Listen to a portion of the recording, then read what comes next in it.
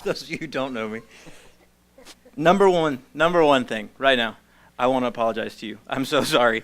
It's not going to go well for you in particular. And I'm sorry. All right, guys. We'll wing it. We'll figure it out as we go. If you need me to slow down, just tap me on the shoulder. All right, guys. So we're going to be in John chapter 10. Good news. I believe this is the last Sunday that you guys will be without Joe. He should be back next week, and that's always a good thing. And the bad news is that until then, you're stuck with me. That's how that works. You guys have heard Scott, and you've heard Travis, and this Sunday they didn't have anybody left, so here I am. But anyway, we're going to be in John chapter 10. We're going to start in verse 7 there. I'm going to go ahead and begin reading. Then said Jesus unto them again, Verily, verily, I say unto you, I am the door of the sheep. All that have ever came before me are thieves and robbers, but the sheep did not hear them. I am the door. By me, if any man enter in, he shall be saved, and shall go in and out and find pasture. The thief cometh not, but for to steal and to kill and to destroy. I am come that they might have life, and that they might have it more abundantly. Sorry about that. So, just to kind of sum up where we are, because we want to know what's going on. We want context for our scripture, right? We don't want to, anytime I jump right in the middle of a passage of scripture, I want to make sure that we understand what's going on. Jesus is teaching and preaching here. And in the first few verses of that passage of scripture, what he's done is he's told them a parable about the sheep. And he's told them that he is the door, and that the sheep know his voice, and he's referring to his children, right? He's referring to the children of God as his sheep, and that's what's going on. But they didn't really understand what he was saying. They didn't really they didn't really pick up on what he meant by the parable. And so then in verse 6, it says that, and it says he went and he broke it down again. So Jesus, after they didn't understand what he said, he went into this part, and he decided to explain it to them again so that they would understand what was going on. And that's where we're at here. Is he's in the middle of this lesson, in the middle of this parable, teaching them about the sheep and about him being the door and about the thief, right? That's the main things that we see here. And the verse that I want to really focus in on is the one that I couldn't read a while ago. Verse 10. That's the verse that I want to focus in on today. And I want to look specifically not at the door, not at our life more abundantly. We understand that, and I know that. But this morning, I want to focus on the thief. And that is because a lot of times the thief in our life is Satan, right? And I firmly believe in knowing my enemy. I firmly believe when I'm going up against somebody, getting the scouting report, so to speak, knowing what's going on and what he's going to try to do. And this right here is one of the many battle plans, one of the many strategies that he has to come against us. And that is that he wants to steal, he wants to kill, and he wants to destroy. Those are some things that he's going to try to do in a child of God's life. Those are some things that he's going to come at you with. But that leads to the question, what is he trying to steal? What's he trying to kill? And what is he trying to destroy? What exactly is he doing there specifically? And so this morning, that's what I want to talk to you a little bit about. For those of you that don't know me and haven't listened to me, I guess I'd say, I'm very simple and I'm very direct. And so that's just how this is going to go when I get into my points when I begin talking here. So, again, I want to know my enemy because we're in a spiritual battle, right? And so if we're looking at Satan and we're saying that he is the thief right now because many times that he is, what is it that he's trying to steal? Well, in a general sense, one of the things that he wants to steal from children of God is our joy, right? He wants to take away the joy that we have. He can't touch our salvation. He can't do anything about that. But one thing that he does want to do is he wants to come into a child of God's life and he wants to steal our joy. And when I began to think about that, and I began to think about what our joy is, as a child of God, what is my joy? I thought about my salvation experience. And I would ask you guys, do you remember whenever you got saved? Do you remember that experience of coming to the realization that you were a sinner and that God could save you from that? Because I remember mine vividly. I was 9 years old, and I was at a youth camp. And I still know the preacher, and he's still a good friend, but I can't even tell you what he was preaching about. I have no idea what he said. And I don't really remember what happened, but I remember sitting in that service at that youth camp. It was a really small youth camp, and I remember feeling the conviction on my heart even at 9 years old. I was young, and I still remember that. And I remember going down to the altar, and it's a really strange thing because most of the time at a youth camp, you'll have an adult that will come pray with the kids when they come down, right? I don't know if they were all busy or what was going on. But I remember very specifically at 9 years old that nobody came to pray with me when I went down there to accept Jesus Christ into my heart. But I remember that I still did. I was by myself. I don't even remember what I prayed, but I remember that when I got up, I knew that's what had happened. And I knew that was the experience that had taken place. And my parents, raising me in church, they took me, after I told my mom what was going on, and they explained what that meant. And they explained how that works and what that meant for me.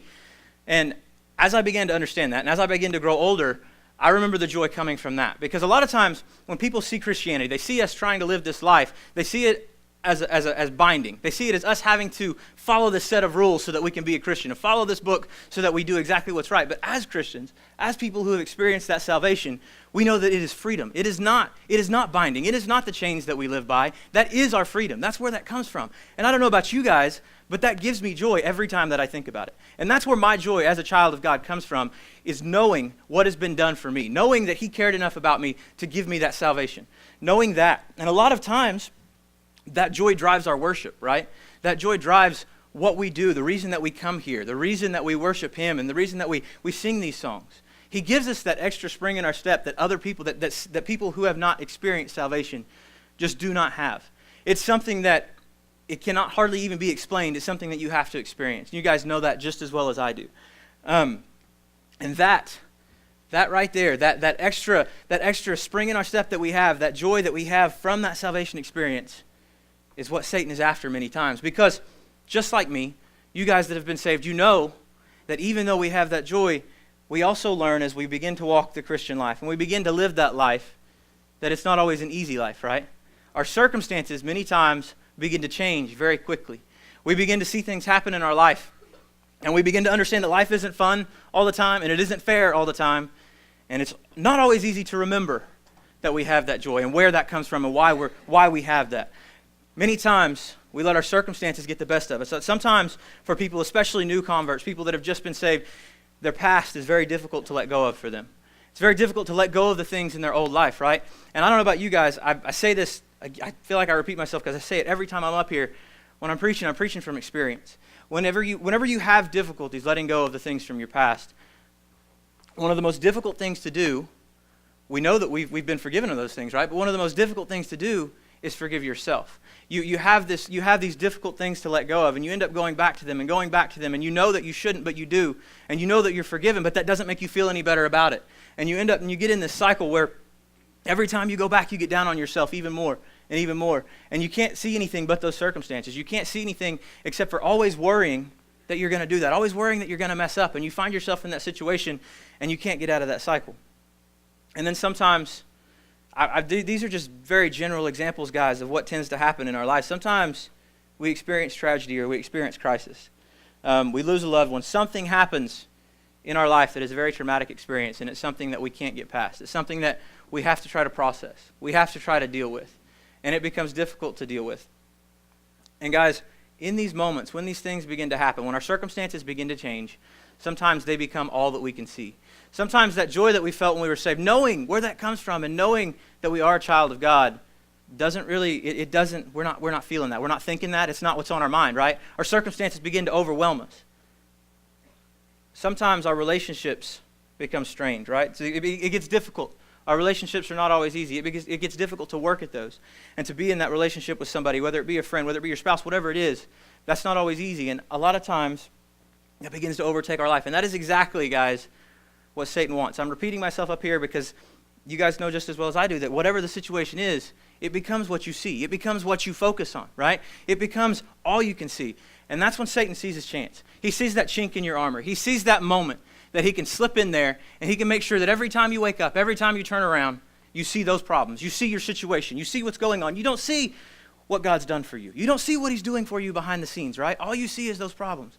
And in that moment, even though he can't take away our salvation, even though he can't do that, we've been saved, he can come in there and he can take away the joy that's been given to us through that salvation. He can make sure that we no longer think about that and we live every day seeing nothing but our problems, nothing but our situation. And he has effectively came in and taken away the joy that we were given as a child of God. That's one of his main things that he wants to do. He wants to take away the joy that a child of God has. He wants to steal that from us, and he's a very good thief, and he picks his moments well. The next thing on the list, guys, this is kind of a 3-step plan, right? The next thing on the list, he wants to steal our joy. The next thing it says he wants to do is he wants to kill, right? And so what does he want to kill? Well, one of the things that he wants to kill in a child of God's life is your passion. And when I say that, I mean your passion for your calling, right? Everybody has a calling. Everybody has somewhere that they've been called to serve. There's a reason that we have a bus ministry here, right? It's because we have bus drivers that are passionate about seeing people and children that couldn't be here without the bus being here on Sundays and Wednesdays. They want that to happen. They have a passion for doing that, and they've plugged in there and they serve there. There's a reason that we have Sunday school teachers, and there's a reason we're gearing our outreach for our Sunday school, and we're trying to create more outreach. There's a reason that we come here and we have our Sunday school, and we have our small groups where people come in and they begin to become more of a family than just people that are coming to church, right? There's a reason we have that, and it's because those Sunday school teachers and the people helping with that have a passion for bringing those people in and making them part of this church. I say that because I only came here about 4 years ago, and I know that to be true, all right? There's a reason that right now I'm up here and Joe is in Haiti, right? There's a reason that he's over there. It's one thing I've learned since I've been here is that he has a passion for mission work and he has a passion for seeing souls saved. And we as a church have a passion for helping him accomplish that. Amen. That's a way that we serve. That's a way that he serves. And we have a fervor and a fire to accomplish those things. There's a reason that as a church, you guys bring visitors. I'm sure that at some point all of us in here have brought visitors to this church and wanted them to experience what we experience here. And it's because we're following the Great Commission. We're following our most basic calling, which is to bring people in and to make them understand who Jesus Christ is. And there's a reason that I'm up here this morning. This is a part of my life that I see is becoming a big part as I move forward. It's something that I'm going to do, and it's something that I've been called to do and that I have a passion for doing. Everyone, guys, has a calling. And I see the passion in that calling through people in this church and through people that I've been around in my life, right? But the problem is that once he completes the first step of his plan, once Satan gets in there and he's taken the joy, if he's taken that joy from your life and he's effectively made you live every day where all you can see is your problems, it becomes very easy then to slip in there and take the passion that you have for serving. If you're no longer feeling that joy, you no longer remember why you have that joy, where that comes from, and that's not the way you're living every day, it becomes difficult to plug in. It becomes difficult to serve, right? It becomes difficult to continue those things because your joy's gone, and therefore it's easy to take that passion away too. It's easy to take that passion away. And what happens whenever he takes that, whenever he comes in there and he's trying to kill that passion and he's trying to squish that out of us and take away our fervor and our fire, whenever that happens, we become sidelined. We become observers. We become pew fillers who sit here and we go through the motions, right? That's what we become. And I firmly believe that every one of us has, I was saying this morning, I don't know if God's got a list. I don't know how that works, but there are people for me in my life that he intends to put in my life and have me impact. There are people that I'm supposed to impact before my life is over. And I believe that's the way it works for all of us, guys. And what happens whenever he kills that passion that we have for serving, and we sit on those sidelines and we sit on the sidelines and become people that just fill the pew, it doesn't just affect us. It affects our loved ones. It affects those that we're meant to impact. It affects those around us. It affects our friends. And by that, if he can kill that passion, if he can kill that passion we have for serving, he's taken away that ministry, our part of the ministry. He's killed our part in God's ministry. Lastly, the last step there, the last thing that the thief wants to do, the last thing that Satan wants to do, he wants to steal our joy, he wants to kill our passion for our calling, and he wants to destroy our relationships, guys. He's after our relationships. Because as children of God, we have a built-in support system. As children of God, there's a reason we call each other brother and sister, right? As children of God, we have a family, a church family around us, and friends that are there to help us through our tough times. Whenever our circumstances arise like this, and it becomes our life gets difficult, our life gets tough as it does, we have that support system around us. We have those people to lean on. Whenever me and Harley first started coming to church here, and Joe and Matt reached out to us to ask if we wanted to get more involved, I had no idea that this is what I was doing and that this is what was going on, but they told us, they were like, we tried to talk to you sooner, but you guys would cut out after church so quick, nobody could even we didn't even know your names. Nobody could talk to you because you were leaving so fast, right? And again, I wasn't doing that on purpose, but when we first moved up here, we didn't have those connections. We didn't have those friends. We didn't have anybody like that, and we were loners. But now that we've been here a while, you guys have reached out to us, and we've formed those relationships. We've formed those friendships. And over time, we've had times of need. We've had tough times in our life, and we've been able to lean on those friends. And sometimes they lean on us, and that's the way that those relationships work. And that's the way that it should work. But it doesn't always work like that. For those of you who don't know, I'm a basketball fan. I like to watch basketball. I used to like to play basketball, right? When I think about this, I think about the simplest offensive basketball play that there is, right? Some of you guys that know basketball may be thinking the pick and roll, but there's one to me that's even simpler than that.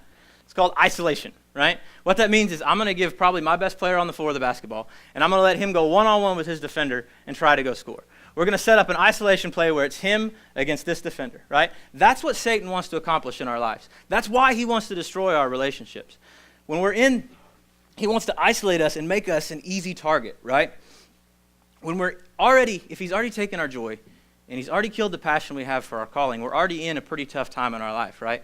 Where our circumstances is what we're focusing on, things aren't going our way, and he's already got us to that point. Whenever that happens, and whenever as human beings we're in that spot and we're vulnerable and we don't know where to go from there, it's really easy for him to come in and sow the seeds of strife and discord in our relationships. And what he wants to do, you guys know just as well as I do, that you don't lose friends just like that. That's not the way that it works. He comes in and he wants to do that a little bit at a time. He wants to cause those little conflicts, those little fights, those little things that begin to chip away at that relationship, chip away at that bond you have with those people around you, with your family and your friends, until eventually he's severed that tie. He's cut you off and he's isolated you. He's destroyed those relationships that you had with the people that were there to help you. He's destroyed the relationships with the people that you had that were there to lift you up in your time of need.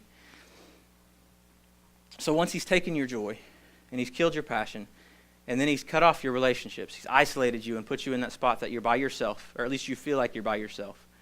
It becomes easier and easier and easier to keep you there. It becomes easier to keep you on the sideline. It becomes easier to make you what I tell the kids all the time. What I call it is an ineffective Christian. That's what we talk about. We talk about being an effective Christian, and we talk about being an ineffective Christian. If he's got you on the sidelines, if he's got you over there where he's stopped your worship, He's killed your ministry, and he has you in a place with no support system, it's easy to keep you there. Again, he can't touch your salvation, but what he can do is he can keep you from telling others about it. He can keep you there in a place that keeps you from helping those around you, right? And that's what he wants. And this is one of the simple but effective ways that he does that. He comes against us at our lowest point, and he begins to take away our joy. He begins to kill the passion that we have. And he begins to isolate us so that we're an easy target to keep there. That's his goal, guys. That's what he wants to do. Again, it's really simple, but it's so effective. And you guys know that because you've seen it, just like I have.